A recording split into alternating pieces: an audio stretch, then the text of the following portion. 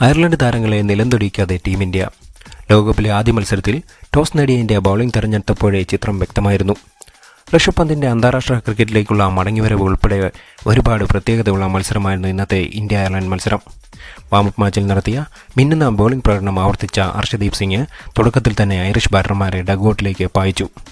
തൻ്റെ രണ്ടാം ഓവറിലെ ആദ്യ ബോളിൽ പീറ്റർ സ്റ്റെർലിങ്ങിനെയും അവസാന ബോളിൽ ബാൽബറയിനെയും അർഷദീപ് മടക്കി അയച്ചു. പവർ പ്ലേ ഓവറുകളിൽ വെറും 26 റൺസാണ് അവർക്ക് നേടാൻ കഴിഞ്ഞത്. 7-ാം ഓവർ ബോൾ ചെയ്യാനെത്തിയ പാണ്ഡ്യ അയർലൻഡിൻ്റെ 3ാമത്തെ വിക്കറ്റും പിഴുതു. പാണ്ഡ്യ 4 ഓവറിൽ 27 റൺസ് വഴങ്ങി 3 വിക്കറ്റുകൾ നേടി. അങ്ങനെ 16 ഓവറിൽ വെറും 96 റൺസിന് അയർലൻഡ് താരങ്ങളെല്ലാം പുറത്തായി. പാണ്ഡ്യയുടെ 3 വിക്കറ്റ് പ്രകടനം കൂടാതെ അർഷദീപും ബുംറയും 2 വിക്കറ്റ് വീതം വീഴ്ത്തി. മറുപടി ബാറ്റിംഗിൽ 3ാം ഓവറിൽ 1 റൺ മാത്രം നേടിയ കോഹ്ലിയെ ഇന്ത്യക്ക് നഷ്ടമായി.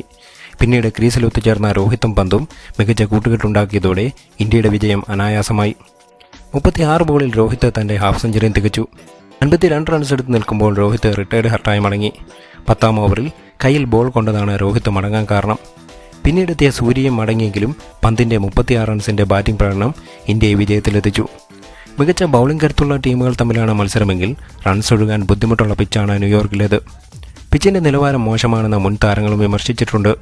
ഞായറാഴ്ച നടക്കാനുള്ള ഇന്ത്യ പാകിസ്ഥാൻ മത്സരത്തിന് മുന്നോടിയായുള്ള വാമപ്പ് മാച്ചായി മാത്രമേ ഈ മത്സരത്തെ കാണാനാവൂ.